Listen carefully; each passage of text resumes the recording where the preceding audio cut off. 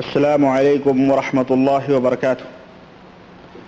الحمد للہ نحمده ونستعینه ونستغفره ونؤمن به ونتوکل علیہ ونعوذ باللہ من شرور انفسنا ومن سیئات اعمالنا من يهده الله فلا مضل له ومن يضلله فلا هادي له ونشهد ان لا اله الا الله ونشهد ان محمدا عبده ورسوله أما بعد فإن خير الحديث كتاب الله وخير الهدي هدي محمد صلى الله عليه وسلم وشر الأمور محدثاتها وكل محدثة بدعة وكل بدعة ضلالة وكل ضلالة في النار. قال الله تبارك وتعالى في كلامه المجيد: أعوذ بالله السميع العليم من الشيطان الرجيم. بسم الله الرحمن الرحيم. وقل جاء الحق وزهق الباطل ان الباطل كان زهوقا.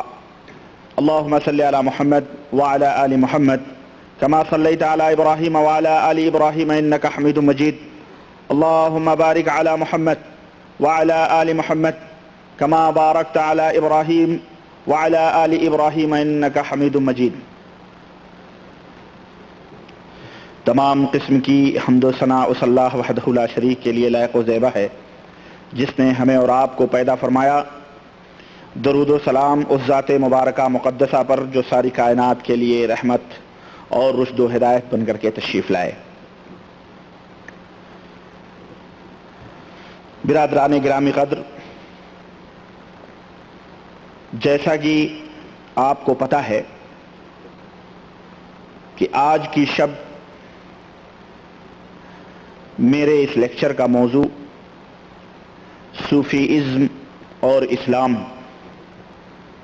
اس سے پہلے تقریر میں، اس سے پہلے محاضرے میں نے کچھ حقیقتیں صوفیت کے تعلق سے آپ کے سامنے رکھی تھیں. آج بھی میں اللہ کی توفیق سے کچھ حقیقتیں آپ حضرات کے سامنے رکھنے کی کوشش کروں گا. اس میں کوئی شک نہیں کہ توحید یہ سب سے بڑی سچائی ہے اور حقیقت ہے، اور توحید اور شرک دونوں کا آپس کا بیر ہے. جہاں توحید ہے وہاں شرک نہیں، اور جہاں شرک ہے وہاں توحید کا وجود نہیں. اور جس طرح توحید سے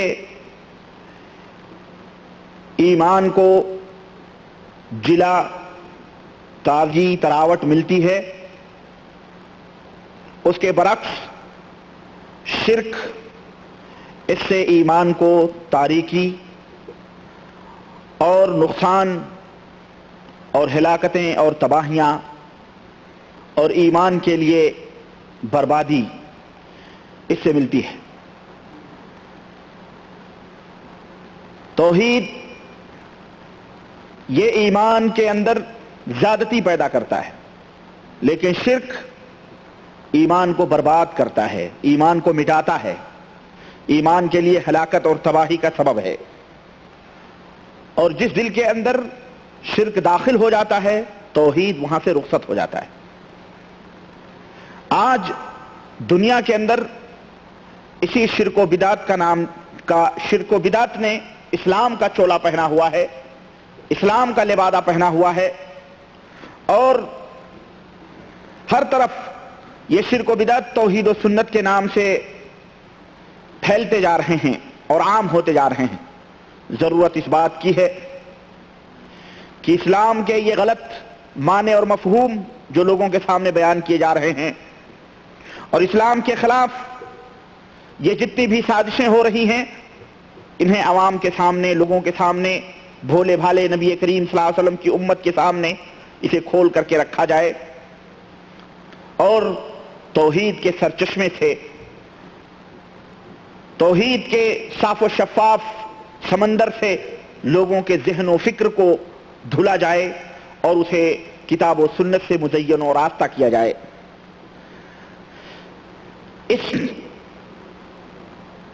اس باب میں، اس میدان میں جو اصل مجرم اس امت کے ہیں وہ لوگ ہیں جو علماء سو ہیں. عوام الناس جو بیچارے جاہل ہیں، جنہیں بیچاروں کو روزی روٹی کمانے کی فرصت نہیں، اسی سے فرصت نہیں ملتی ہے، وہ بیچارے اس سلسلے میں کیا سمجھیں گے اور کیا جانیں گے. لیکن اس امت کے جو علماء سو ہیں، اس امت کے جو برے علماء ہیں، جنہوں نے اس امت کے لوگوں کے ذہنوں میں شیطان کو اتار دیا ہے، یہی اس امت کے اصل مجرم ہیں. ہمیں چاہیے کہ ہم ایسے علماء سو کو، ایسے برے علماء کو سمجھیں اور ان کے حیل و حجت کو اچھی طرح سے اپنے ذہنوں میں بٹھائیں اور شیطان کو اپنے ذہن و دماغ سے نکالیں اور اس کی جگہ پر کتاب و سنت کو لازم پکڑیں. یہ وہ علماء ہیں جو کتاب و سنت سے نفرت دلاتے ہیں، جو عقیدہ توحید کا مذاق اڑاتے ہیں، صوفیت کے نام پر، تصوف کے نام پر علماء اسلام کا تمسخر ان کا پیشہ ہے. جدھر دیکھیے کسی صوفی کے مقابلے میں علماء کو پیش کیا گیا تو وہ عالم بیوقوف اور صوفی بہت بڑا ہوشیار اور عقل مند سمجھا جاتا ہے. کتابوں کے اندر یہی چیزیں بیان کی جاتی ہیں کہ تم شریعت کے جاننے والے ہو، تم ظاہر کے جاننے والے ہو، اور جو صوفی ہیں، یہ جو اولیاء ہیں، یہ باطن کو جانتے ہیں، یہ جو ہے اندرونی چیزوں کو جانتے ہیں. آج جس طرف نظر دوڑائیں آپ، اس طرف فلانے بزرگ ہیں، فلانے صوفی ہیں، فلانے جو ہے آسمان کے اوپر پہنچے ہوئے اتنے بڑے بزرگ ہیں، فلانے، ہر جس طرف دیکھو انہی کی مدح سرائی ہو رہی ہے، انہی کی شان میں جلسے ہو رہے ہیں، ان کے شان کے نعرے لگائے جاتے ہیں، ان کے شان میں جو ہے بڑی بڑی محفلیں سجائی اور سنواری جاتی ہیں کہ یہ صوفی فلاں ہیں، یہ بہت بڑے ولی اللہ ہیں. یہ نماز نہیں پڑھتے بلکہ کعبے میں ان کی نماز ہوتی ہے. یہ نماز یہاں زمین پہ نہیں پڑھتے، ان کی نماز کعبے میں ہوتی ہے. یہ فلاں صوفی ہیں، یہ فلاں فی اللہ ہیں، یہ غوث ہیں، یہ قطب ہیں، یہ ابدال ہیں، یہ نجبہ ہیں، یہ صلحاء ہیں، اور یہ جو ہے اتقیاء ہیں. ان کی حکمرانی نہروں پہ چل رہی ہے، جانوروں پہ چل رہی ہے، شیروں کے اوپر ان کی حکمرانی ہے. یہ جس کو چاہیں اولاد دیں، جس کو چاہیں روزیاں دیں، جس کو چاہیں یعنی ہر چیز سے انہیں نماز دیں، شفا دیں، ہر چیز، یعنی گویا ان کے دربار سے سب کچھ ملتا ہے. اور نہ جانے کیا کیا بکواس صوفیت کے نام پہ کیا جاتا ہے اور لوگوں کے سامنے اسے حقیقی اسلام بتایا جاتا ہے کہ یہ حقیقی اسلام ہے. اور جو ان باتوں کا انکار کرے کہ نہیں یہ تمام سب چیزیں اللہ وحدہ لا شریک کی ملکیت ہے، اللہ وحدہ لا شریک ہی سب کچھ جس کو چاہتا ہے نوازتا ہے، تو اسے کہا جاتا ہے کہ یہ بد مذہب ہے، یہ بد عقیدہ ہے، اس سے دور رہا جائے، یہ وہابی ہے، یہ فلاں ہے، یہ فلاں ہے. اس سے نفرت لوگوں کو دلائی جاتی ہے. دوستو آؤ میں آج اس حقیقت سے آپ کے سامنے پردہ اٹھاتا ہوں. جو لوگ صوفیت کو عین اسلام قرار دے رہے ہیں، اس کی حقیقت کو میں آپ کے سامنے جو ہے نکھار کر کے اور کھول کر کے رکھنا چاہتا ہوں کہ یہ صوفیت دراصل مجوسیت، یہودیت اور نصرانیت اور اسی طرح سے برہمنیت، یہ جو برہمن اور جو یہ بوذیت، زردشتیت، ان تمام سب کا ملمہ ہے. ان تمام سب کو لے کر کے صوفیت کو لوگوں کے سامنے نافذ کیا گیا ہے. وہ ضربیں، وہ مشقیں، وہ یوگائیں، وہ ورزشیں جو آشرموں میں ہوتی تھیں، چرچوں میں ہوتی تھیں، زردشتوں کے عبادت خانوں میں ہوتی تھیں، مجوسیت کے بت خانوں میں ہوتی تھیں، وہی ضربیں، وہی یوگائیں، وہی مشقیں، وہی ریاضیات کے نام پر اور مشقوں کے ضرب کے نام پر اسے اسلام کے اندر داخل کرنے کی کوشش کی گئی ہے. اور یہ بتلایا گیا ہے کہ یہ اسلام ہے. اسلام کے اندر بھی یہ مشقیں ہیں، یہ ضربیں ہیں، یہ ریاضتیں ہیں، یہ اس طرح سے ہیں. آئیے میں آپ کے سامنے وہ تمام سب آپ کے سامنے میں رکھنا چاہتا ہوں. سب سے پہلے ہمیں ضرورت اس بات کی ہے کہ ہم یہ سمجھیں کہ تصوف کا معنی اور اس کا مفہوم کیا ہے. تصوف در حقیقت یہ عربی کا لفظ ہی نہیں ہے. عرب کی زبان میں، عرب کی ڈکشنری میں آپ مکمل پورے ڈکشنریاں اٹھا کے دیکھ ڈالیں، تصوف کا کوئی لفظ یعنی جس معنی میں استعمال ہوتا ہے، یا تصوف کا لفظ ہی عربی زبان میں اس کا وجود ہی نہیں ہے. عربی زبان میں اس کا وجود ہی نہیں کہ تصوف، صوفی کیا ہے یہ، بلکہ یہ تصوف ایک دلالت ہے. تصوف کا مطلب دلالت یعنی گمراہی ہے. اس کا وجود نہ عہد صحابہ میں تھا، نہ عہد نبی صلی اللہ علیہ وسلم میں تھا، نہ صحابہ کرام کے زمانے میں تھا، نہ تابعین کے زمانے میں تھا. نہ تبع تابعین کے زمانے میں تھا، بلکہ اللہ کے رسول صلی اللہ علیہ وسلم فرماتے ہیں کہ خیر القرون قرنی ثم الذین یلونہم ثم الذین یلونہم، کہ سب سے بہترین زمانہ میرا زمانہ ہے، اس کے بعد وہ زمانہ ہے جو میرے بعد آنے والا زمانہ ہے، اس کے بعد وہ زمانہ ہے جو میرے بعد آنے والا زمانہ ہے، یعنی صحابہ کا زمانہ، تابعین کا زمانہ، یہ سب سے بہترین زمانہ ہے، اور یہ خیر القرون یہ زمانے کہلاتے ہیں۔ ان زمانوں میں صوفیت کا قطعاً کہیں وجود اور کہیں اس کا جو ہے ذکر نہیں ملتا ہے۔ اور آج اسی تصوف کو بڑے بڑے علماء، بڑے بڑے مفکرین اور بڑے بڑے لوگ عجیب و غریب معنی اور مفہوم میں بیان کرتے ہیں، کہتے ہیں جی تصوف جو ہے اس سے تزکیہ نفس ہوتا ہے، اس سے نفس کی پاکی ہوتی ہے، ایمان نکھرتا ہے، ایمان کے اندر ترقی ہوتی ہے، ایمان کے اندر زیادتی ہوتی ہے، اس سے ظاہر و باطن کو تصوف سے ظاہر و باطن کو پاک کیا جاتا ہے، یہ سعادت حاصل ہوتی ہے، اس سے اللہ کا قرب حاصل ہوتا ہے۔ جو لوگ تصوف کے سلسلے میں جڑتے ہیں اور یہ ریاضتیں، یہ ذکر، یہ اوراد، یہ وظائف، یہ مشقیں، یہ ضربیں کرتے ہیں، یہ تمام سب اس سے بہت بڑا فائدہ حاصل ہوتا ہے۔ حالانکہ یہ تمام کے تمام سب جھوٹے مکر اور عیارانہ اور فریب کارانہ جو ہے چالیں ہیں، اس سے کوئی فائدہ نہیں ہوتا، اس لیے کہ جتنی بھی بھلائی اور جتنے بھی خیر کی چیزیں تھیں اور جتنی بھی چیزیں اللہ وحدہ لا شریک سے قریب کرنے کی تھیں اور جن میں خیر اور بھلائی تھی، اللہ کے رسول صلی اللہ علیہ وسلم ہمیں بتلا کے گئے اور ہمارا دین مکمل ہو گیا۔ ہمارے دین میں اب قطعاً کسی کو کمی یا زیادتی کرنے کی اس کی کوئی گنجائش نہیں ہے، اس کی قطعاً کسی کو گنجائش نہیں ہے۔ کوئی نیا طریقہ اللہ کے قرب کا لائے، نئے وظیفے لائے، میں بتا چکا ہوں پچھلی تقریر میں کہ قطعاً اسلام کے اندر اس کی گنجائش ہے ہی نہیں کہ آدمی اپنے تئیں کوئی طریقہ ایجاد کرے اللہ کے قرب کا، حرام ہے یہ اسلام کے اندر، اس کو وہ غیر معتبر ہے، غیر مسلم ہے۔ اس تصوف کی بنیاد بلاد فارس میں رکھی جاتی ہے، جہاں مجوسیت، نصرانیت، یہودیت یہ تمام کے تمام سب لوگ جمع ہوتے ہیں، اور وہاں پر ایک سازش رچی جاتی ہے اسلام کو بگاڑنے کے لیے، مسلمانوں کے اتحاد اور اتفاق کو برباد کرنے کے لیے، ان کے اندر انتشار پھیلانے کے لیے۔ وہ سازش کے تحت وہاں یہی مجوسی، یہی یہودی قسم کے لوگ اسلام کا لبادہ اوڑھتے ہیں اور تصوف اور صوفیت کے نام پر لوگوں کے اندر داخل ہوتے ہیں کہ یہ صوفی حلاج ہیں، تو یہ صوفی ابن عربی ہیں، یہ صوفی تلمسانی ہیں، تو یہ صوفی تیجانی ہیں، یہ صوفی شاذلی ہیں، یہ صوفی فلاں ہیں، یہ فلاں ہیں، یہ قادری ہیں، یہ چشتی ہیں، نقشبندی ہیں، یہ سہروردی ہیں، فلاں ہیں، فلاں۔ میں ابھی ان کی حقیقتیں بھی آپ کے سامنے بیان کرنے کی کوشش کروں گا انشاءاللہ تبارک و تعالی۔ اور صوفیاء جن کو صوفیہ کہا جاتا ہے، صوفی کی جمع صوفیہ ہے، ان کے جو اعمال ہیں، ان کے جو طور طریقے ہیں، ان کے جو اذکار ہیں، ان کا کوئی تعلق اسلام سے نہیں ہے، دین اسلام سے اس کا کوئی تعلق نہیں ہے، نہ صحابہ سے، نہ تابعین سے، کسی سے ان کا کوئی تعلق نہیں ہے، بلکہ یہ اصل گمراہیت ہے جو انسان کو اللہ کی چوکھٹ سے ہٹا کر کے اور بندوں اور انسانوں کے ہاتھوں میں غلامیت کے طور پر دیا جاتا ہے۔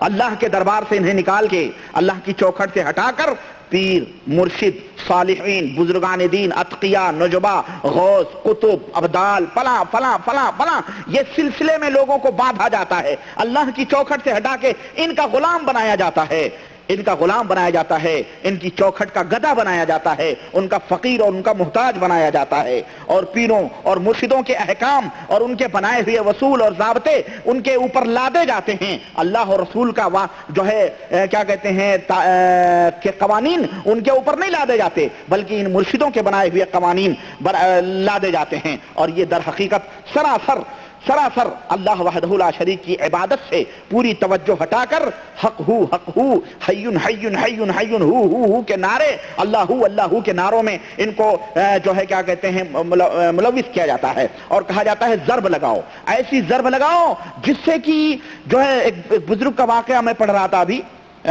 میرے پاس وہ کتاب تھی تذکرہ اولیاء، نہیں تذکرہ اولیاء وہ میں چھوڑ گیا ہے، گزشتہ تقریر میں نے بتایا تھا کہ ایک بزرگ تھے لوگوں کو وعظ فرما رہے تھے، صوفی صاحب تھے، لوگوں کو واز فرما رہے تھے اور لوگ چپ چاپ بالکل کچھ نہ کوئی حرکت کر رہا نہ کوئی کچھ بول رہا ہے، خاموشی کے ساتھ سن رہے تھے. انہیں پتہ چلا کہ لوگ سمجھ ہی نہیں رہے ہیں، چنانچہ انہوں نے لوگوں کو چھوڑ دیا.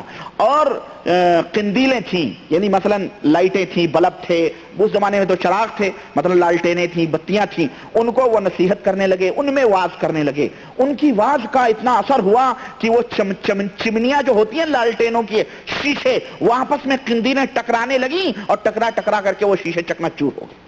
ماشاءاللہ، انسان جو سمجھتا ہے، جس کے کان ہے، جس کی آنکھیں، وہ ان کے واز سے متاثر نہیں ہوا، لیکن وہ چمنیاں بے جان بے روح وہ آپس میں ٹکرا کے ٹوٹ گئیں.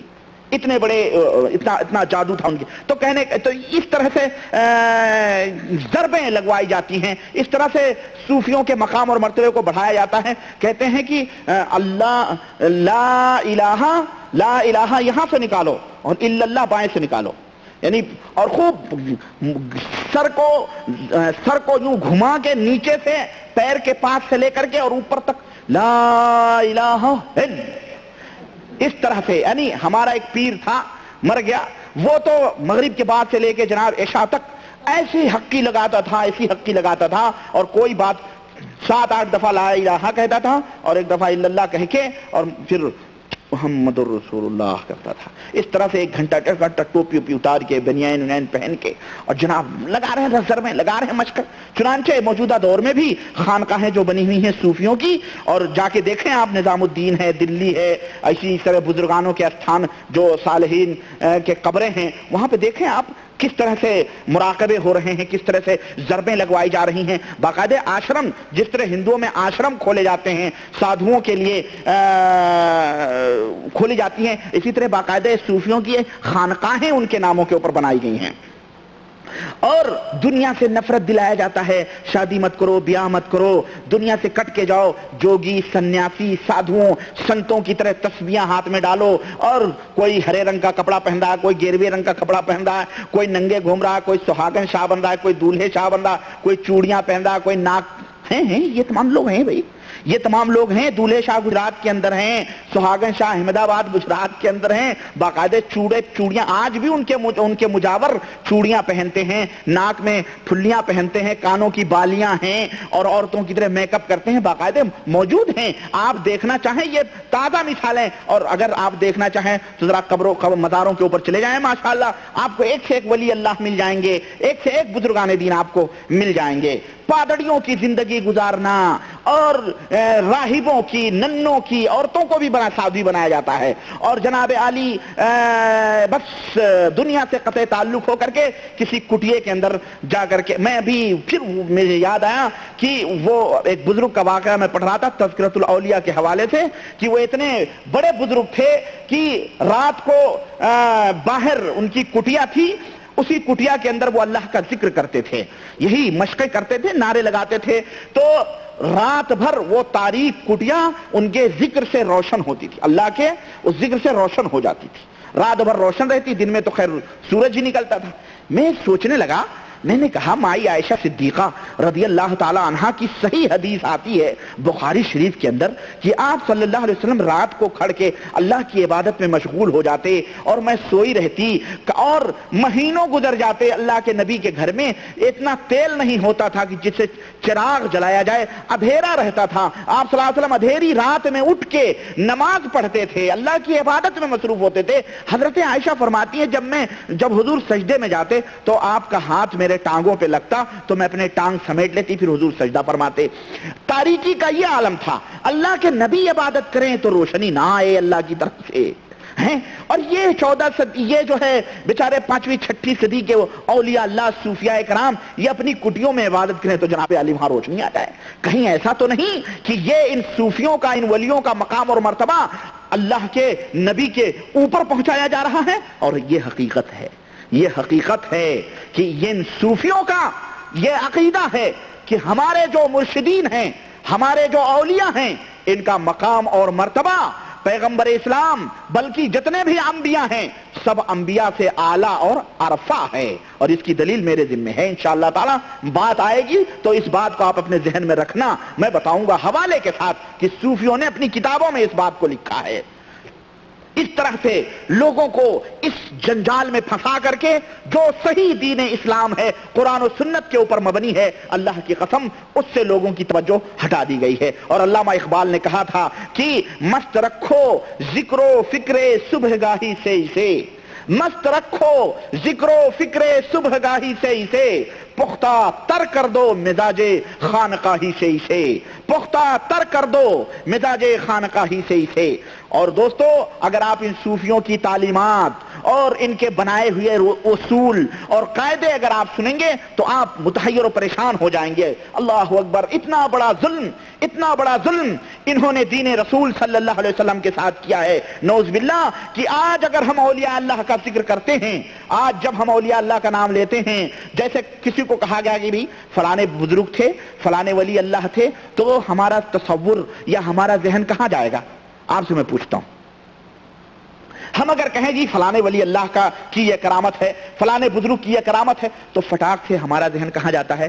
ہم یہ سوچنے لگتے ہیں ضرور کسی درگاہ میں ضرور اسی ولی کا ذکر ہو رہا ہوگا جس کے اوپر سالانہ عرس لگ رہے ہوں گے، باقاعدے چادریں چڑھائی گئی ہوں گی، خوشبوؤں سے فضائیں بوجھل ہوں گی، مورچھل جھلے جا رہے ہوں گے، قبر کے اوپر اے سی لگی ہوگی اور پھولوں سے لدے ہوں گے وہ مزار، اور کیوڑے اور گلاب سے دھلائے جا رہے ہوں گے، لوگوں کا جمع غفیر ہوگا، میلہ ہوگا، اور جناب علی مکمل طور پہ ہمارے ذہنوں میں مریدین عاشقین اولیاء کی بھیڑ ہوگی، اور کوئی سجدے کر رہا ہوگا، کوئی رکوع کر رہا ہوگا، کوئی جھوم رہا ہوگا، کوئی بابا کی دعائیاں دے رہا ہوگا، کوئی اولاد مانگ رہا ہوگا، کوئی روزی مانگ رہا ہوگا، کوئی خاک چاٹ رہا ہوگا، کوئی چوکھٹ چوم رہا ہوگا، کوئی اگربتیاں سلگا رہا ہوگا، کوئی بکرے چڑھا رہا ہوگا، کہیں دیگیں چھنٹنا رہی ہوں گی، کہیں نیاز ہو رہے ہوں گے، کہیں شیرنیاں تقسیم ہو رہی ہوں گی، کہیں بھنگڑے ڈالے گئے ہوں گے، کہیں قوالیاں ہو رہی ہوں گی، کہیں کوئی طوائفہ بیٹھ کر کے راگ میں راگ ملا کے پائلوں کی تھاپ پر نوجوان اپنا ایمان اور اپنا دین سب کچھ بیچ رہے ہوں گے، اور نظارے بازی اپنے آنکھوں کو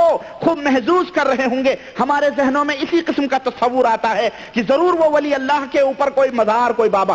ہمارے ذہنوں میں جو حقیقی ولی اللہ ہیں، نہ حضرت ابوبکر صدیق کا نام مقام آتا ہے، ولی اللہ کا نام لیتے ہیں تو نہ حضرت عمر فاروق اعظم کی شکل ہمارے ذہن میں آتی ہے، نہ عثمان غنی آتے ہیں، نہ علی ابن ابی طالب آتے ہیں، نہ طلحہ آتے ہیں، نہ زبیر آتے ہیں، جن کے ولایت کی شہادت پیغمبر اسلام جناب محمد رسول اللہ صلی اللہ علیہ وسلم ہی نے نہیں بلکہ آسمان کے اوپر بیٹھا ہوا رب، آسمان کے اوپر عرش کے اوپر بیٹھا ہوا رب جس نے ان کی ولایت کی گواہی دی ہو، انہیں ولی قرار دیا ہو، ان کا تصور ہمارے ذہنوں میں نہیں آئے گا، ان کا کہیں کوئی ذکر ہمارے ذہنوں میں نہیں آئے گا، صحابہ کا نہیں آئے گا، تابعین کا نہیں آئے گا۔ محدثین میں حضرت امام بخاری ہیں، یا حضرت امام مسلم ہیں، یا حضرت امام ابو داؤد ہیں، یا حضرت امام ترمذی ہیں، یہ حضرت امام نسائی ہیں، یہ حضرت امام ابو حنیفہ ہیں، یہ حضرت امام احمد بن حنبل ہیں، یہ حضرت امام شافعی ہیں، یہ حضرت امام مالک ہیں، یہ امام اوزاعی ہیں،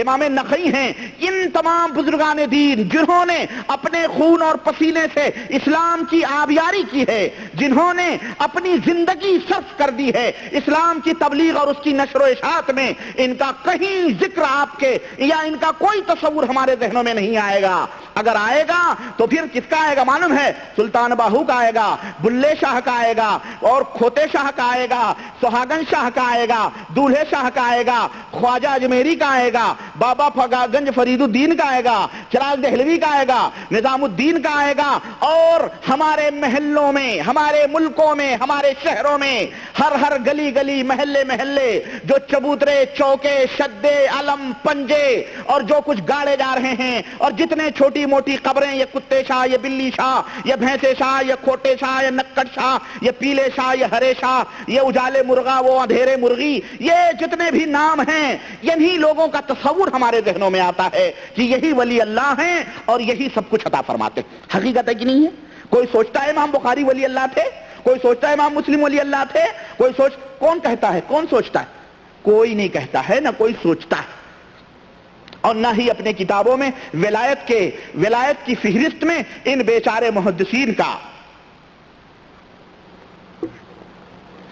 نام آتا ہے، ہرگز نہیں آتا ہے۔ بلکہ ولی اللہ اس کو سمجھا جاتا ہے جو سلسلے تصوف سے جڑا ہوا ہو، جس کا سلسلہ تصوف سے جڑا ہوا ہو، ضروری ہے کہ وہ دنیا کو چھوڑ کر کے گیا ہو، پتہ نہیں یعنی جو بتاتے ہیں. بہرحال میں مختصر طور پر آپ کے سامنے جلدی سے ان حقیقتوں کو لانا چاہتا ہوں، اس لیے میں ان تفصیلات میں نہیں جانا چاہتا. میں عرض یہ کر رہا تھا کہ یہ صوفیت جو ہے، یہ صوفیزم جو ہے، یہ ایک تحریک ہے اسلام کو بدنام کرنے کی، ایک تحریک ہے اسلام کو ڈائنامنٹ کرنے کی، ایک تحریک ہے اسلام اور مسلمانوں کے شیرازوں کو منتشر کرنے کی. آپ نے کبھی غور کیا کہ یہ بہت بڑی تحریک ہے اور یہ ایک بہت بڑی یہ تنظیم ہے. اللہ وحدہ لا شریک نے ولایت کی جو علامت اور جو نشانی بتلائی ہے وہ بتلائی ہے الا ان اولیاء اللہ لا خوف علیہم ولا هم يحزنون الذین آمنوا وکانوا یتقون. جو اللہ کے اوپر ایمان لاتے ہیں اور اللہ سے ڈرتے ہیں وہی لوگ ولی اللہ ہیں، وہی لوگ اللہ کے دوست ہیں، وہ لوگ اللہ وحدہ لا شریک کے محبوب بنتے ہیں. لیکن ولایت کا اور یہ جو قطبیت اور جو ہم گڑھے گئے ہیں ان تمام سب معنوں کو کسی مخصوص طبقے کے لیے رکھا جاتا ہے. ضروری ہے کہ کسی نہ کسی شکل میں، کسی نہ کسی سلسلے میں ان کا الحاق ہو اور ملے ہوئے ہوں، اور پھر ولایت کا وہ مقام حاصل کرنے کے لیے مخصوص طریقے بنائے گئے ہیں، مخصوص ضابطے بنائے گئے ہیں. آئیے مختصر طور پر میں ان ضابطوں کا بھی آپ کے سامنے ذکر کروں کہ ان صوفیوں کے ولایت کا مقام حاصل کرنے کے لیے، اللہ کے یہاں پہنچنے کے لیے کیا ذریعے ہیں. تصوف اور ضابطے وصول کے ویسے 8 9 10 ہیں، میں مختصر طور پہ آپ کو میں چند وصول بتاتا ہوں. پہلا وصول ہے طریقت، دوسرا وصول ہے مرشد کامل کی اجازت، اور تیسرا وصول ہے بیعت اور تلقین کرنا.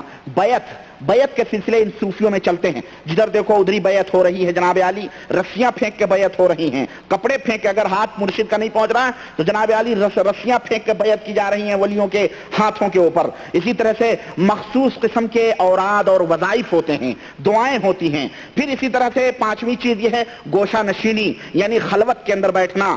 پھر چھٹی چیز ہے اس کے بعد کشف اور الہام کا درجہ آتا ہے. اس کے بعد ساتویں چیز ہے فنا ہونا. اب یہ فنا اس کے کئی مقام ہیں. پہلے فنا فی الشیخ ہونا، پہلے مرشد کے اندر فنا ہونا، پھر اس کے بعد میں فنا فی الرسول ہونا، پھر فنا فی اللہ ہونا، اور اس کے اور بھی درجات ہیں. آٹھویں چیز ہے ظاہر و باطن، یہ وصول ہیں. شریعت یہ ظاہر ہے اور باطن کوئی اور چیز ہے. قرآن آپ پڑھ رہے ہو، آپ ظاہر سمجھ رہے ہو، اس کا جو باطنی معنی ہے، اس کی جو حقیقی روح ہے، نماز ہے، روزہ ہے، حج ہے، زکوٰۃ ہے، اس کی جو حقیقت ہے یہ آپ نہیں جانتے، یہ صوفیہ جانتے ہیں، اولیاء اور صالحین جانتے ہیں. نویں چیز ہے شریعت و طریقت، یہ تمام سب چیزیں. آئیے میں آپ کو سامنے ان کی تشریحات اگر میں کروں تو بہت ٹائم چاہیے، میں ان کی تشریحات تو نہیں کروں گا میں، لیکن مختصر طور پر میں ان کی تشریحات آپ کے سامنے رکھتا ہوں. طریقہ یعنی طریقہ جو ہے، طریقہ اس کا مطلب کیا ہے؟ اس کا مطلب یہ ہے کہ مرشد کامل سے مکمل طور پر ربط اور ضبط رکھا جائے، خواہ وہ مرشد زندہ ہو یا مردہ ہو، اور وہ جو مخصوص اوراد اور وظائف ہیں جو مرشد نے اسے تلقین کیے ہیں بیعت کے وقت، ان کو جاری رکھا جائے، صبح اور شام پڑھا جائے، اور اس عہد و پیمان کو جو بیعت کی شکل میں ہے اس کی حفاظت کی جائے.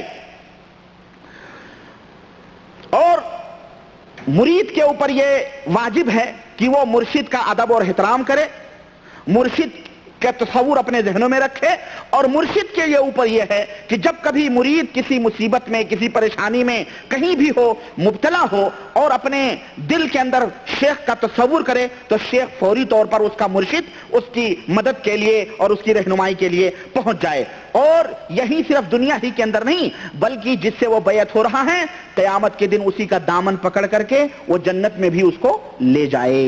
یہ ہے طریقہ، یعنی یہ طریقہ ہے، سلسلہ ہے، بتایا جاتا ہے. چنانچہ آپ نے اپنے ملکوں میں سنا ہوگا نعرے جو لگاتے ہیں جلوس میلاد النبی میں، غوثیہ میں، یہ جلسوں میں لوگ کہتے ہیں نا غوث کا دامن نہیں چھوڑیں گے، غوث کا دامن نہیں چھوڑیں گے، خواجہ کا دامن نہیں چھوڑیں گے. کہتے ہیں کہ نہیں کہتے ہیں؟ مولوی اعلان نعرے لگاتا غوث کا دامن، تو وہ کہتا نہیں چھوڑیں گے، ہے نہیں؟ تو یہ کیا ہے غوث کا دامن؟ یہ اصل میں یہی ہے، یہی چیزیں ہیں کہ انہوں نے اصل چیز غوث کو پکڑی ہوئی ہے بس، اور نیچے کے جو مرشدین ہیں ان سے ان کے تعلقات ہیں، اور تمام جیسے مثال کے طور پہ میں آپ دوں، یہ کیا کہتے ہیں اس کو، ڈینمو جس کو کہتے ہیں، سارے الیکٹرک کے تار جو ہے اسی کے اندر آ کے ملتے ہیں. ڈینمو کے اندر ہے نا، پھر وہ حرکت آتا ہے، ڈینمو حرکت کرتا ہے. تو سارے ولایت کے تار جتنے بھی ہیں، چاہے وہ چشتیت ہو، قادریت ہو، سہروردیت ہو، کچھ بھی ہو، ان تمام تاروں کو جوڑ دیا گیا ہے. بیچارے بہت بڑے عالم ہیں شیخ عبد القادر جیلانی رحمت اللہ علیہ، ان تک جوڑا گیا ہے، اور مکمل یعنی وہ غوث اول ہیں، یوں سمجھیں کہ انہی کے نیچے باقیہ سارے لوگ ہیں. ان تک جن کا سلسلہ نہیں پہنچتا ہے وہ سمجھیے گمراہ ہیں، وہ لوگ جو ہے صوفی نہیں ہیں، نہ وہ ولی اللہ ہیں. تو یہ باقاعدہ جو ہے مرید یہ عہد کرتا ہے کہ تا زندگی اس کو نہیں چھوڑے گا اور ان اوراد اور وظائف کو لازم پکڑے گا. چنانچہ میں آپ کو بتاؤں، امام احمد رضا فاضل بریلوی، جنہیں ہم اعلیٰ حضرت کے نام سے اپنے ملکوں میں جانتے ہیں، اور بریلی کے ایک عالم ہیں وہ، اور بریلی نہیں بلکہ دنیائے بدعتیت کے سب سے بڑے امام مانے جاتے ہیں. یہ ان کی کتاب ہے الملفوظ، اور کئی دفعہ میں اس کو دکھا چکا ہوں آپ کے سامنے. یہ اسی تعلق سے بیان فرماتے ہیں جلد 2 صفحہ 71 کے اوپر کہ مرشد جو ہوتا، ایک بادشاہ نے ایک صاحب کو قتل کرنے کا حکم دیا. جلاد نے جب تلوار کھینچی تو وہ حضرت جو تھے انہوں نے اپنا رخ قبلے سے ہٹا کر کے کس کی طرف کر لیا؟ مرشد کے مزار کی طرف کر لیا. تو جلاد نے کہا بندے خدا آخری وقت ہے، کم از کم اپنا چہرہ قبلے کی طرف کر لو. گویا کہ وہ بادشاہ بھی مسلمان رہا ہے تھا اور وہ جلاد بھی مسلمان تھا، جبھی تو قبلہ سمجھتا تھا، وہ مسلمان کے اس کو سمجھتا تھا. اور اس صوفی نے ضرور کوئی بہت خطرناک جرم کیا تھا جس کی وجہ سے اس کو قتل کا حکم دیا گیا. تو اس نے کہا تو اپنا کام کر. صوفی بولتا ہے تو اپنا کام کر، میں نے اس وقت اپنا قبلہ اپنے قبلے کی طرف اپنے منہ کو کر لیا ہے. نعوذ باللہ، اپنے قبلے کی طرف اپنا منہ کر لیا ہے. حضرت مجدد دین مجدد دین کہتے ہوئے شرم بھی آتی ہے، مجدد دین بدعت کہہ لیں. یہ فرماتے ہیں اپنے ملفوظات کے اندر، کہتے ہیں کہ اور ہے بھی یہی بات کہ کعبہ وہ قبلہ، کعبہ یہ قبلہ ہے جسم کا، کعبہ جو ہے یہ کیا ہے؟ قبلہ ہے جسم کا، اور شیخ یہ قبلہ ہے روح کا. کعبہ یہ جسم کا قبلہ ہے اور شیخ جو ہے یہ روح کا قبلہ ہے. اس کا نام ارادت ہے، اسی کا نام ارادت ہے. اگر اس طرح صدق عقیدت کے ساتھ ایک چوکھٹ پکڑ لے تو اس کو فیض ضرور ملے گا. یہ ہے ملفوظ، الملفوظ مکمل، یہ حصہ 2 صفحہ نمبر 71. اس کے اندر دیکھیں یہ بریلویت، یہ بیچارے سب نہیں جانتے ہیں ان باتوں کو. میں آپ کو یہ بھی بتاؤں، یہ جو اپنے آپ کو بیچارے بدعت میں قبروں میں ڈوبے ہوئے ہیں، قبر پرستی کرتے ہیں، جو کہتے ہیں ہم جن کو کہہ دیتے ہیں کہ یہ بریلوی ہے، سب بریلوی یہ نہیں جانتے کہ میں بریلی ہوں.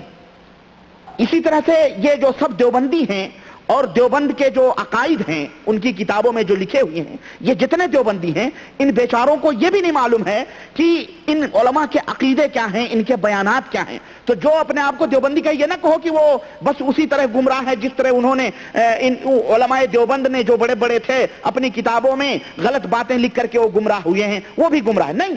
اس بیچارے کو اگر یہ معلوم ہو جائے کہ قاسم نانوتوی صاحب کا یہ عقیدہ ہے، اشرف علی تھانوی صاحب کا یہ عقیدہ ہے، اسی طرح سے خلیل احمد امبیٹوی صاحب کا یہ عقیدہ ہے، محمود الحسن صاحب کا یہ عقیدہ ہے، اسی طرح حاجی امداد اللہ مہاجر مکی کا یہ عقیدہ ہے، رشید احمد گنگوہی کا یہ عقیدہ ہے، اسی طرح اگر ان بریلویوں کو یہ معلوم ہو جائے کہ احمد رضا خان کا یہ عقیدہ ہے، اسی طرح سے نعیم الدین مراد آبادی کا یہ عقیدہ ہے، یا جو خواجہ غریب نواز کا یہ عقیدہ ہے، جو اسی طرح سے جنید بغدادی کا یہ عقیدہ ہے، سری سختی کا یہ عقیدہ ہے، یہ رابعہ بصریہ کا یہ عقیدہ ہے، صوفی حلاج کا یہ عقیدہ ہے، ابن عربی کا یہ عقیدہ، اگر ان بیچاروں کو معلوم ہو جائے تو اللہ کی طرف انہیں لات مار دیں. یہ بات میں چیلنج کے ساتھ کہتا ہوں. اگر کسی مومن کو، اگر اس کے اندر اللہ کی غیرت ہے اور اس کا اپنے ایمان کا وہ دعویٰ کرتا ہے، اگر ان کے علماء جو ہم نے بتائے ہیں، چاہے وہ دیوبندیت کے علماء ہوں یا بریلویت کے علماء ہوں، اگر انہیں پتہ چل جائے کہ ان مولویوں نے اپنی کتابوں میں کیا گھوٹالے کیے ہیں، اللہ کی قسم لات مار دیں، انکار کر دیں گے. چنانچہ ہمارے ایک برادر نے ذکر بھی کیا کہ آپ جو الملفوظ اور یہ جو بزرگوں کی باتیں بیان کرتے ہیں خطبوں میں اور تقریروں میں، ان محاضروں میں، بہت سارے لوگ یہ کہہ رہے ہیں کہ اگر یہ باتیں صحیح ہیں تو یہ لوگ سب مردود تھے، کافر تھے. یہ احمد رضا خان کے بارے میں کہہ رہے ہیں یہ مردود تھا، اس کو پتہ نہیں کیا کیا. وہی لوگ کہہ رہے ہیں جو بیچارے اپنے آپ کو بریلوی کہتے تھے اور ہم کو کہتے تھے کہ یہ وہابی. وہ لوگ کہہ رہے ہیں کہ یہ لوگ جو ہیں اس نے یہ بات لکھی ہے یہ مردود آدمی تھا. کیوں؟ اس لیے کہ اس غریب کو حقیقت کا پتہ نہیں ہے، ان بیچارے عوام الناس کو پتہ نہیں ہے کہ تبلیغی نظام میں کیا رکھا ہے، ارواح ثلاثہ میں کیا عقیدے بتائے گئے ہیں، فتاوی میں کیا عقیدے بتائے گئے ہیں، ملفوظ میں کیا عقیدے ہیں، فیضان سنت میں کیا عقیدے ہیں، فتاوی افریقیہ میں کیا گھٹالے کیے گئے ہیں. اسی طرح سے خواجہ بندہ گیسو دراز کا کیا عقیدہ ہے، خواجہ غریب النواز کا کیا عقیدہ. یہ بیچارے بس سنی سنائی باتوں پہ اڑ رہے ہیں اور حقیقت بھی ہے. میں ابھی بتاؤں گا آپ کو، وہ گزشتہ پروگرام میں نے انوار الہی کے تعلق سے یہ بتایا تھا کہ یہ وحدت الوجود کا جو صوفی حلاج کا عقیدہ تھا، جو یہ کہتا تھا، جو کافر اور زندیق تھا، جس کا یہ دعویٰ تھا مجھے ذرے ذرے میں اللہ ہی نظر آتا ہے، اللہ میرے اندر حلول کیا گیا. اور میں نے یہ بتایا تھا کہ وہ حوالہ میرے ذمے ہے جو تبلیغی نصاب کے اندر موجود ہے. وہ تبلیغی نصاب بتائیں ذرا جناب. میں نے بتایا تھا کہ وہ حوالہ میرے ذمے ہے. یہ 14 صدی کے مولوی ہیں، ایک عالم، یہ دیکھیں تبلیغی نصاب شیخ الحدیث مولانا محمد زکریا صاحب رحمۃ اللہ علیہ، مکتبہ رحمانیہ، اردو بازار، لاہور. سمجھ رہے ہیں؟ یہ ان کی کتاب ہے. اب آئیے میں آپ کو بتاتا ہوں کہ اس کے اندر بڑی جستجو کے بعد مجھے یہ ملا ہے، اور میں نے دیکھیں اس صاحب کو میں نے، اچھا یہاں ہے، یہ یہی ہوتا ہے، ہاں یہ کہہ رہے ہیں حضرت زکریا صاحب لکھ رہے ہیں کہ حضرت امام اعظم رضی اللہ تعالیٰ عنہ جب کسی شخص کو وضو کرتے ہوئے دیکھتے تو اس پانی میں جو گناہ دھلتا ہوا نظر آتا اس کو معلوم کر لیتے تھے. سمجھ رہے ہیں آپ؟ حضرت امام اعظم ابو حنیفہ رضی اللہ تعالیٰ عنہ رحمت اللہ علیہ نہیں، امام شافعی ہیں تو رحمت اللہ علیہ ہیں، امام مالک ہیں تو رحمت اللہ علیہ ہیں، لیکن امام ابو حنیفہ رحمت اللہ علیہ ہیں تو ان کو رضی اللہ تعالیٰ عنہ جب کسی شخص کو وضو کرتے ہوئے دیکھتے تو اس پانی میں جو گناہ دھلتا ہوا نظر آتا اس کو معلوم کر لیتے. یہ بھی معلوم ہو جاتا کہ کبیرہ گناہ ہے یا صغیرہ گناہ ہے. نعوذ باللہ. دیکھ رہے ہیں دعویٰ. اور یہ ایک ایسے امام کے سلسلے میں یہ دعویٰ کر رہے ہیں جو امام ایک متقی اور پرہیزگار امام تھا. رات کی تاریکیوں میں اپنی داڑھی پکڑ کے اللہ سے روتا تھا کہ ابو حنیفہ تیرا مجرم ہے، اے پاک پروردگار اس کو معاف فرما دے، اس کو بخش دے. ان بیچارے کی، امام ابو حنیفہ رحمۃ اللہ علیہ کی، نہ کوئی کتاب ہے، نہ کوئی واقعہ انہوں نے اپنے منہ سے ذکر کیا، بلکہ بعد کے لوگوں نے غلو کیا ہے، بعد کے لوگوں نے زیادتی کی ہے اور امام صاحب کو ولایت ہی نہیں نبوت کے مقام اور نبوت سے بھی آگے بڑھا دیا.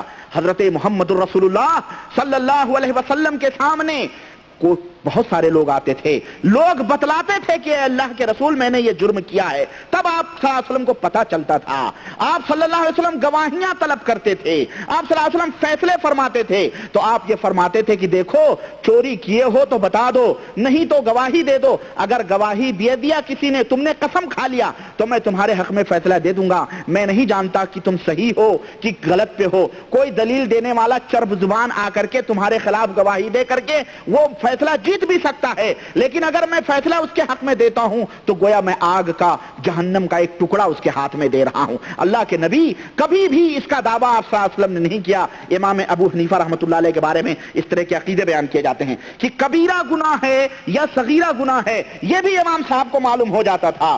اور یہ تو نہیں بلکہ مکروہ فعل ہے یا خلاف اولا ہے، یہ بھی امام صاحب کو معلوم ہو جاتا تھا.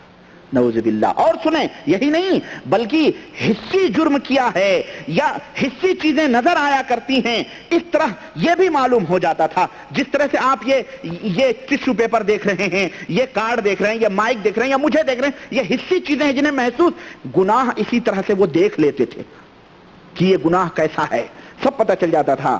کہتے ہیں ایک جوان کوفہ کی مسجد میں وضو بنا رہا تھا، اس کا پانی گرتے ہوئے آپ نے دیکھا، اس کو چپکے سے نصیحت فرمائی کہ بیٹا والدین کی نافرمانی سے توبہ کر لے. اس نے توبہ کر لی. ایک آدمی کو دیکھا، اس سے کہا کہ بھائی زنا نہ کیا کر، بہت برا عیب ہے. ایک آدمی کو دیکھا، کہا بھائی وضو بنا رہا تھا، اس کے پانی کو دیکھا، کہا بھائی شراب خوری نہ کیا کر. غرض یہ اس طرح سے امام ابو حنیفہ رحمۃ اللہ علیہ کے اوپر یہ جھوٹی بہتان ہے.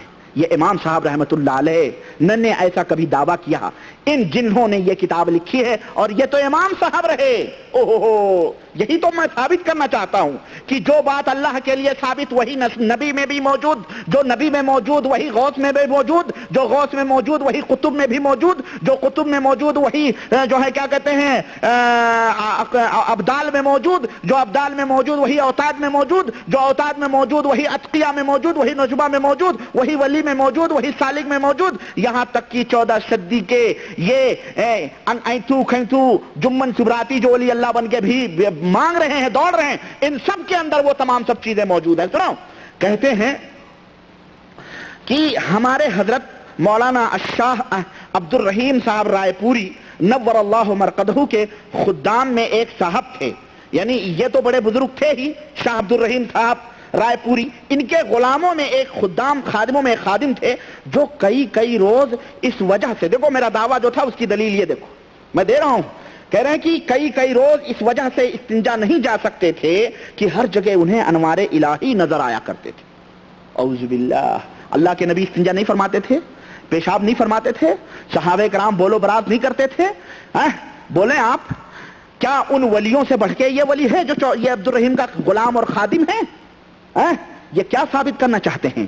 یہی حلاج کا عقیدہ ہے کہ اسے ذرے ذرے میں، ابن عربی کا یہی عقیدہ ہے کہ اسے ذرے ذرے میں اللہ نظر آتا ہے.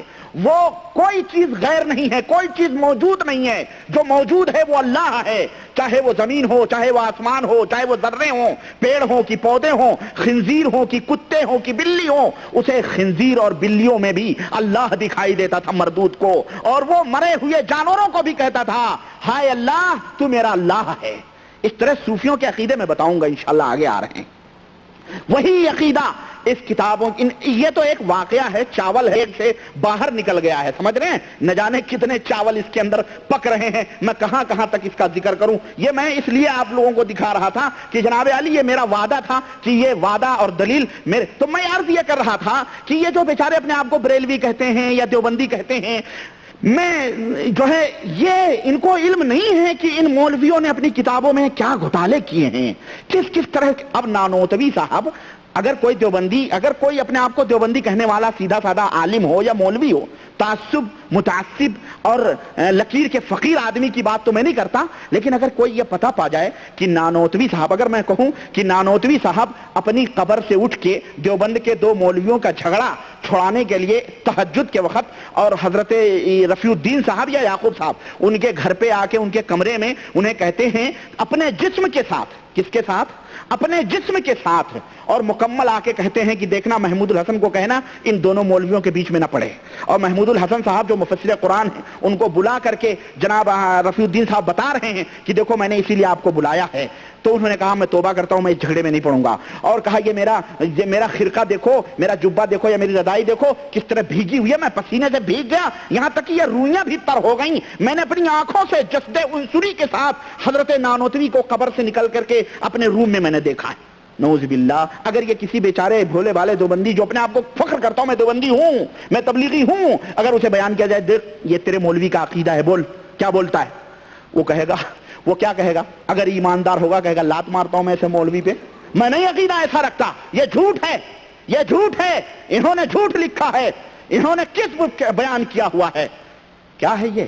میں یہی چاہتا ہوں کہ دوستو، بھائیوں اور عزیزوں، کسی شخصیت کی پوجا نہ کرو. شخصیت تمہیں جنت میں نہیں لے جا سکتی ہے. نہ کسی، جس کے اندر خیر ہے اس کی بھلائیوں کو لے لو، جو شر ہے اس کے حوالے کر دو. اس کا عقیدہ جو اچھی بات بتا رہا ہے، وہ بل کلنٹن ہو کہ مارگریٹ تھیچر ہو کہ کوئی بھی ہو، اچھی بات بتا رہے ہیں تو ٹھیک ہے. بری بات بتانے والا، وہ اپنے آپ کو آسمان پہ مصلی بچھا کے نماز پڑھنے والا ہو، سمندر کی سطحوں پر پیدل چلنے والا ہو، یا لوگوں ٹھوکروں سے مردوں کو زندہ کرنے والا ہو، اگر وہ باطل عقیدے بتلا رہا ہے تو اس کی باتیں بھی ہمارے جوتے کی نوک پہ ہونی چاہیے.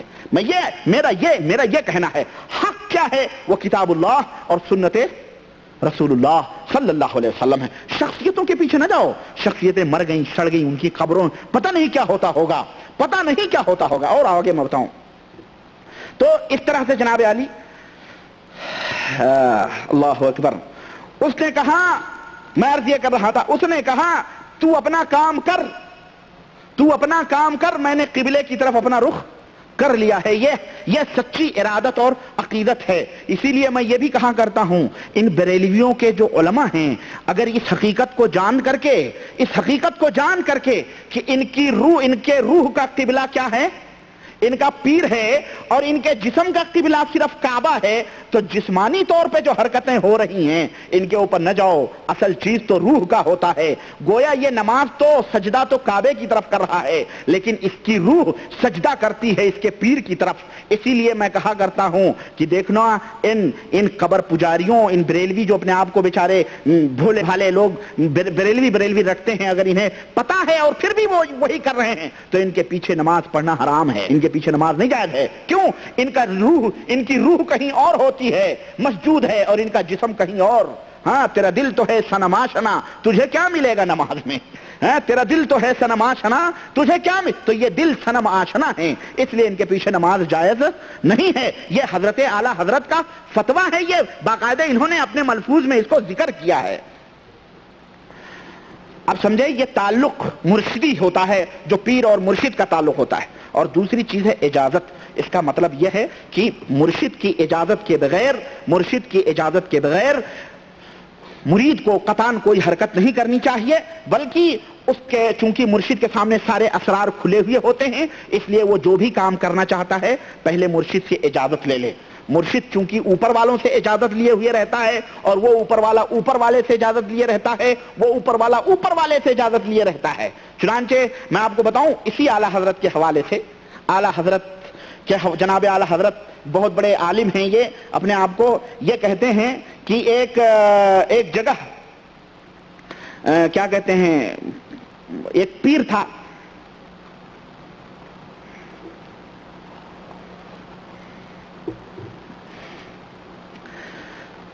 ایک بزرگ تھے. اب وہ جلدی نہیں ملے گا, ایسے موقع پہ جلدی نہیں ملے گا, وہ نشان بھی میں نے پتہ نہیں کہاں رکھے ہیں. تو جناب علی ایک بزرگ تھے, میں واقعہ بتا دیتا ہوں, پھر بعد میں آپ کو دکھاتا ہوں.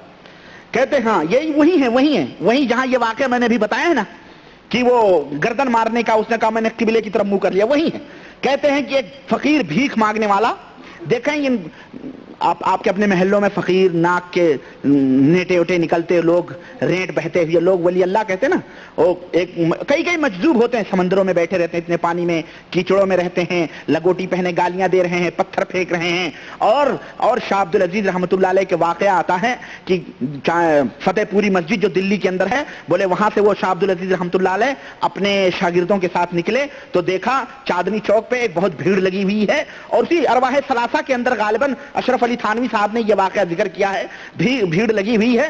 اور اسی بھیڑ میں شاہ عبد العزیز نے کہا کہ اپنے شاگردوں سے کہا کہ جا کے دیکھو کیسی بھیڑ لگی ہے. تو جا کے دیکھا تو وہاں ایک مستانہ بیٹھا ہوا تھا, قلندر جس کو کیا کہتے ہیں, صوفی مست قلندر, وہ بیٹھا ہوا تھا. اور سنو, اور اپنا عضو تناسل, اپنی شرمگاہ کھڑا کر کے کہہ رہا تھا مردود کہ یہ اللہ کی الف ہے, نعوذ باللہ. اور لوگ اس کے پیر چوم رہے تھے, اس کو چاٹ رہے تھے, اس سے دعائیں اور فریادیں, اس کے سامنے مٹھائیاں شیرنیاں رکھے ہوئے تھے. اور وہ خبیث اپنا ذکر پکڑ کے, اپنا عضو تناسل پکڑ کے کہتا تھا یہ اللہ کی الف ہے, نعوذ باللہ. شاہ عبد العزیز رحمۃ اللہ علیہ نے جب سنا یہ واقعہ تو اپنے شاگرد کو کہا جا اس کی پیٹھ کے اوپر 2 لاتی مار اور کہہ مردود اللہ کی الف کے نیچے 2 نقطے نہیں ہیں, یہاں تو 2 نقطے ہیں. چنانچہ جب وہ گئے شاگرد اور انہیں پیٹھ کے کمر کے اوپر لات ماری, کہا خبیث شیطان, تیرے الف کے نیچے تو 2 نقطے ہیں, اللہ کی الف کے نیچے نقطے نہیں ہیں. تمام لوگ ہنسنے لگے, ہا کرنے لگے, اور وہ جو ہے بھاگ گیا پھر وہاں سے. تب لوگوں کی ولایت کھلی کہ یہ کیسا ولی اللہ ہے, یہ کیسا صالح ہے, یہ کیسا صوفی ہے, یہ کیسا بزرگ ہے. اس طرح کے صوفیہ بھی گزرے ہیں. چنانچہ یہ کہتے ہیں کہ اسی طرح کے ننگے پنگے فقیر فقراء اور اس طرح سے لوگ اپنے آپ کو ولایت کے درجوں میں سمجھتے ہیں کہ یہ بہت بڑے صالح اور بہت بڑے ولی ہو گئے. کہتے ہیں کہ ایک فقیر دکان کے اوپر کھڑا کہہ رہا تھا, بھیک مانگ رہا تھا, ولی اللہ بھیک مانگ رہے ہیں. کیا کہہ رہے ہیں؟ کہہ رہے ہیں بھیک مانگ رہا تھا, کہہ رہا تھا کہ 1 روپیہ دے دے. اس نے کہا نہیں دیتا. فقیر نے کہا روپیہ دیتا ہے تو دے, ورنہ تیری ساری دکان الٹ دوں گا. یہ دیکھنا دادا گیری, یہ دادا گیری نہیں ہے. ابے نہیں دے رہا تو چلا جا. جس طرح دادا گیری کہتا دے, نہیں تو میں ساری دکان تیری پلٹ دوں گا. اس تھوڑی سی دیر میں بہت سارے لوگ جمع ہو گئے. اتفاقاً ایک صوفی صاحب دل کا گزر ہوا جن کے سب لوگ معتقد تھے، جو لوگ جمع ہوئے تھے گویا سب ان کے معتقد تھے. انہوں نے دکاندار سے فرمایا ابے جلدی روپیہ دے دے، جلدی سے روپیہ دے ورنہ دکان لوٹ جائے گی، دکان لوٹ جائے گی. لوگوں نے عرض کیا حضرت یہ بے شرع، جاہل، فاسق و فاجر، یہ مردود قسم کا آدمی، ننگا، یہ جاہل کیا کرتا ہے، یہ کیا کر سکتا ہے، دعویٰ کر رہا میں تیری دکان پر، یہ کیا کر سکتا ہے. حضرت نے فرمایا کہ میں نے اس فقیر کے باطن پر نظر ڈالی ہے، میں نے اس فقیر کے گرو رہ گئے، چیلا شکر ہو گئے. اس نے کہا میں نے اس فقیر کے باطن پر نظر ڈالی کہ کچھ ہے بھی، معلوم ہوا کہ یہ بالکل خالی ہے، یہ بالکل خالی ہے. پھر اس کے شیخ کو دیکھا، میں نے اسے بھی خالی پایا. پھر اس کے شیخ کو دیکھا، اسے بھی خالی پایا. پھر اس شیخ کے شیخ کو دیکھا، اسے میں نے اہل اللہ پایا. تو دیکھا کہ وہ منتظر کھڑے ہیں کہ کب اس ننگے کی، بے شرع، جاہل، فاسق و فاجر کی زبان سے کب نکلے اور کب وہ دکان پلٹ دیں. یہ احمد رضا خان صاحب دیکھیں، یہ اعلیٰ حضرت الملفوظ مکمل بریلوی ہیں، یہ مدجج دین و ملت ہیں. اور جن کتاب کے شروع میں لکھا ہوا ہے کہ جناب علی مسلمان عالم کے لیے ایک اعلیٰ ترین اسلامی دستور العمل ہے، سمجھ رہے، حضور پرنور اعلیٰ حضرت مجدد دین و ملت رضی اللہ تعالیٰ عنہ. یہ میرے بھائیوں میں یہی کہا کرتا ہوں، دیکھو یہ سلسلے ہیں، یہ کیا ہیں، یہ سلسلے جوڑے جاتے ہیں، یہ خالی تو وہ خالی. بہرحال جنت میں تم کو جانا ہے، یہ آپ کو سبق مل رہا ہے کہ اس طرح کے کوئی بھی بزرگ دیکھنا، ڈرتے رہنا، ان ننگے رنگوں سے نہ سوچنا ایک کافر ہے، تم بڑے بھاری نمازی ہو جاؤ، کچھ بھی ہو جاؤ، لیکن ان بزرگوں کے مقام اور مرتبے تک نہیں پہنچو گے. چنانچہ یہی اعلیٰ حضرت فرماتے ہیں کہ اسی صفحے میں صفحہ 71 ملفوظات حصہ 2 میں کہتے ہیں کہ حضور غوث اعظم رضی اللہ تعالیٰ عنہ کے دفتر میں، سنو مسلمانوں سنو، قیامت، حضور غوث اعظم رضی اللہ عنہ کے دفتر میں قیامت تک کے مریدوں کے نام درج ہیں. قیامت تک کے جو مرید ہیں ان کے نام کن کے دفتر میں درج ہیں؟ حضور غوث اعظم رضی اللہ عنہ کے دفتر میں درج ہیں. جس قدر غلامی میں یہ آنے والے ہیں، حضور پرنور رضی اللہ تعالیٰ عنہ فرماتے ہیں کہ اللہ تعالیٰ نے مجھے دفتر عطا فرمایا ہے جو منتہائے نظر تک وسیع، اور اس میں قیامت تک کے میرے مریدین کے نام تھے، اور مجھ سے فرمایا وَهَبْتُهُمْ لَكَ، میں نے یہ سب تمہیں بخش دیے ہیں، جاؤ اب تم مرضی ہے، جاؤ جہاں بھی جس طرح سے چاہو اس طرح سے کرو.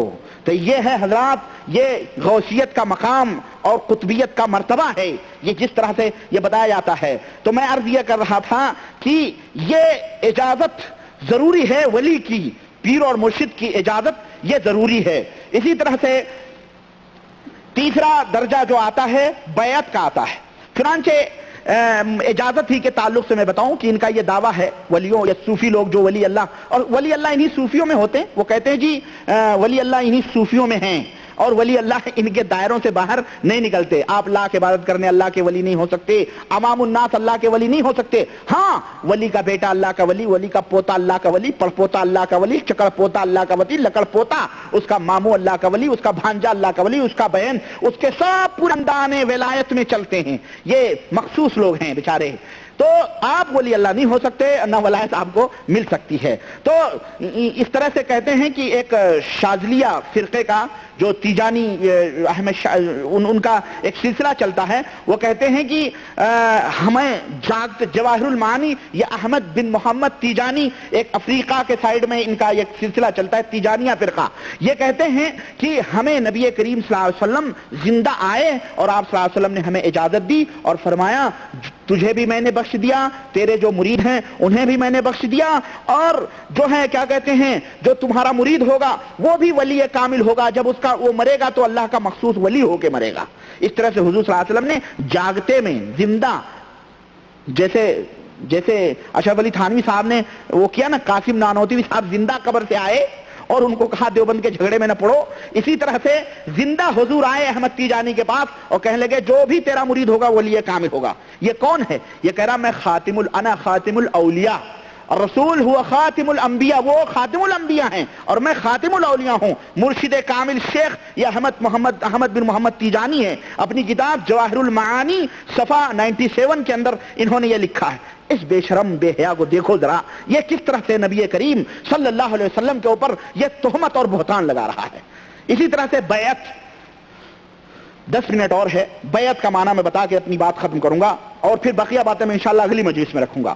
بیعت کہتے ہیں بے کہتے ہیں خرید و فروخت کو، خرید و فروخت کو بے کہتے ہیں، ہاتھ میں ہاتھ دینا، اس کو بیعت کہتے ہیں۔ اور چند وظائف ہوتے ہیں اور چند اوراد ہوتے ہیں ان کا وعدہ کرنا، اور دلیل پکڑتے ہیں کہ صحابہ کرام رضوان اللہ علیہم اجمعین نے حضور سے بیعت کی تھی، تو وہی بیعت حضور نے لی تھی تو ہم بھی وہی بیعت لے رہے ہیں۔ حضور نے بیعت کی تھی صحابہ سے، خلیفۃ المسلمین نے بیعت کی تھی لوگوں سے، وہی بیعت ہم۔ یہ فقیر مسکین جس کو اپنی کچھ پتا بھی نہیں ہے یہ بیعت لے رہا ہے، کیوں، کس لیے یہ بیعت کس لیے لیتا ہے؟ اب آپ لوگوں میں نہ جانے کتنے لوگوں نے پیالے پیے ہوں گے، کتنے نذرانے دی ہوں گے بیعت کے۔ ایک ہمارے راجستھان کے دوست ہیں محمد صاحب، وہ نہیں ہیں یہاں پہ، وہ بتا رہے تھے کہ 1500 روپیہ اس کے مرید، اس کے چمچے نے کہا حضرت سے تم نے بیعت لیے ہیں، 2000 روپے حضرت کو نذرانہ دو، بیعت بھی کرو نذرانے بھی دو۔ اور بیعت یہ ہوتے ہیں، میں آپ کو بتاؤں، اور لوگوں نے عجیب و غریب لوگوں کو بیوقوف بنایا ہوا، اللہ کی قسم، بیعت اپنے نفس کو، اپنی ضمیر کو بیچ دینا شیخ کے ہاتھوں میں، اس طرح سے جیسے کہ جو ہے میت جو ہوتی ہے، میت دھلنے والے کے سامنے میت ہوتی ہے، اسی طرح سے اپنے آپ کو شیخ کے سامنے رکھنا۔ اور کہتے ہیں یہ نبی کریم صلی اللہ علیہ وسلم نے اپنے صحابہ سے بیعت کی تھی، وہی سلسلہ ہم بھی چل رہے ہیں۔ وہ بیعت ہوتی تھی اللہ کی راہ میں جہاد کرنے کے لیے، لِتَكُونَ كَلِمَةُ اللَّهِ هِيَ الْعُلْيَا، وہ بیعت ہوتی تھی تاکہ اپنے جان کی بازی لگا کر اللہ کے کلمے کو بلند کیا جائے، اللہ کے دین کو غالب کیا جائے، وہ بیعت ہوتی تھی۔ یہ بیعت چور کر رہا ہے لوگوں کی جیبوں میں ڈاکہ ڈھانی کرنے کے لیے، ڈاکہ مارنے کے لیے، لوگوں کو غلام بنانے کے لیے، اپنی عقیدت اور ارادت کے نام پر ہر سال فاتحہ اور شیرنی دلانے کے لیے، بابا کے عرس پہ حاضری کے لیے، اس کے غلوں میں سے زکوٰۃ اور صدقات وصول کرنے کے لیے۔ یہ کہاں راجہ بھوج، کہاں گنگوا تیلی، یہ کہاں سے کہاں حضور کے صلی اللہ علیہ وسلم کی بیعت کی مثال دے رہا ہے یہ نالائق۔ اس کو سمجھنا چاہیے میرے عزیز، یہ دھوکہ دینا ہے۔ نبی کریم صلی اللہ علیہ وسلم نے لوگوں کو جیبوں پہ ڈاکہ ڈالنے کے لیے نہیں بیعت کی تھی۔ اور اگر کہتے ہیں کہ چلو ٹھیک ہے بیعت، تو کہتے ہیں تو قادری سلسلے سے بیعت لے، تو نقش بندی سلسلے سے، تو سحر وردی سلسلے سے، تو چشتی سلسلے سے، وہ شاذلی سلسلے سے، وہ جنیدی سلسلے سے، وہ بغدادی سے، وہ رفاعی سے، وہ بدوی سے، وہ دسوقی سے، غرض جتنے بھی سلسلے ہیں، اللہ کے رسول صلی اللہ علیہ وسلم نے فرمایا ہے کہ اگر ایک دفعہ ایک ملک میں ایک امیر بیعت کرے، اگر اس کے مقابل دوسرا کھڑا ہوا بیعت کے لیے، فَاقْتُلُوا أَحْدَهُمَا، تو ان میں سے ایک کو قتل کر دو۔ ایک کو کیا کر دو؟ ایک کو کیا کر دو؟ حضور نے فرمایا کہ مسلمان ایک امیر کی بیعت پہ متفق رہیں، اگر دوسرا بیعت کے لیے آواز اٹھا رہا ہے تو اس کو کیا کر دیا جائے؟ قتل کر دیا جائے۔ نافذ کرو اس قانون کو۔ اگر یہ نبی کریم صلی اللہ علیہ وسلم کی بیعت کی طرح کتنے مرشدین قتل ہوں گے، پھر تو کیوں بیعت رہا؟ گھر گھر، محلے محلے، شہر شہر میں بیعتیں ہو رہی ہیں نہیں؟ وہ فلانا سجادہ نشین اس بابے کی بیعت لے رہا، فلانا پیر ہے اس کی بیعت ہے، وہ فلانا پیر ہے اس کی بیعت، فلانا پیر اس کی بیعت، فلانا حضرت بیعت لے رہے ہیں، فلانا قبلہ بیعت لے رہے ہیں، فلانا کعبہ بیعت لے رہے ہیں، سب بیعتیں لے رہے ہیں۔ امیر المومنین ایک ہونا چاہیے، بقیہ کو قتل کر دیا جائے، یہ نبی کریم صلی اللہ علیہ وسلم کی سنت ہے۔ اس کے اوپر نہیں پیروں کی نظر ہوتی؟ بولو اگر یہ شرعی بیعت ہے، جو صحابہ کرام کی بیعت ہے، تو بتاؤ مجھے، اللہ کے رسول صلی اللہ علیہ وسلم نے تو قتل کا حکم دیا ہے، تو تیرے ہاتھ پہ بیعت کروں اور دوسرا بھی کرا اس کے ہاتھ پہ بیعت کرو، وہ بھی جنت میں لے جائے گا۔ حضرت ابو بکر صدیق نے اپنی بیعت لی تھی، حضرت ابو بکر نے اپنی بیعت لی تھی نبی کریم صلی اللہ علیہ وسلم کی وفات کے بعد میں، حضرت عمر نے بیعت نہیں کی تھی، حضرت عثمان غنی نے بیعت نہیں لی تھی، حضرت علی بن ابی طالب نے بیعت نہیں لی تھی، کسی نے بیعت نہیں لی تھی۔ کیوں؟ امیر المومنین ایک موجود ہے۔ یہ کہاں سے بیعت؟ اور بیعت کیا ہے میں آپ کو بتاؤں، بہرحال معاملہ لمبا ہو جائے گا۔ کہتے ہیں کہ یہ بیعت کے طریقے ہیں جس کی آڑ میں لوگوں کی جیبوں پہ ڈاکے ڈالے جاتے ہیں اور لوگوں کے مال گھسیٹے جاتے ہیں اپنے گھروں کے لیے۔ اور بیعت کا تعلق میں آپ کو بتاؤں گا انشاءاللہ تبارک تعالیٰ. وقت نہیں ہے میرے پاس، 10:30 ہو رہے ہیں. میں یہ بیعت کا جو مسئلہ ہے یہ کچھ واقعات اس تعلق سے ہیں اور وہ بھی میں انشاءاللہ تعالیٰ آپ کے سامنے رکھوں گا اگلی مجلس میں. بڑے دلچسپ صوفیوں کے واقعات ہیں. میں تو لے کے آیا تھا اللہ کی قسم، لیکن کیا بتاؤں یار وقت ہی نہیں رہتا ہے.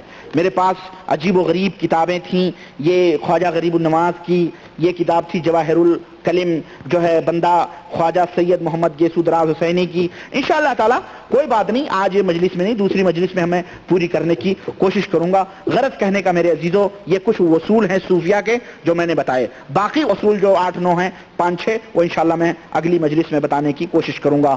وما علینا الا البلاغ وصلی اللہ علی نبینا محمد وعلی آلہ وصحبہ اجمعین.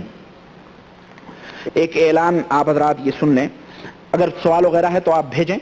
لے لیں بھائی جلدی سے آپ لوگ. ایک اعلان یہ سن لیں کہ انشاءاللہ یہ جمعرات کا پروگرام ہوا، اگلی جمعرات کو پروگرام ہوگا انشاءاللہ، لیکن اس کے بعد آنے والی جو جمعرات ہے اس جمعرات کو میں حاضر نہیں رہ سکتا. مجھے دمام جبیل اور خبر پروگرام میں جانا ہے، اس لیے اگلی جو جمعرات ہے اس میں تو پروگرام ہوگا ہی، لیکن اس کے بعد والی جو جمعرات ہے اس میں میں انشاءاللہ تعالی خبر جا رہا ہوں تقریباً 5-6 دن کے لیے دمام. اس لیے میں آپ حضرات کو اطلاع دیتا ہوں کہ اس ہفتے کے بجائے اس اگلے ہفتے میں پروگرام نہیں ہوگا انشاءاللہ. میرا خیال ہے سمجھ گئے ہوں گے آپ لوگ، ٹھیک ہے نا.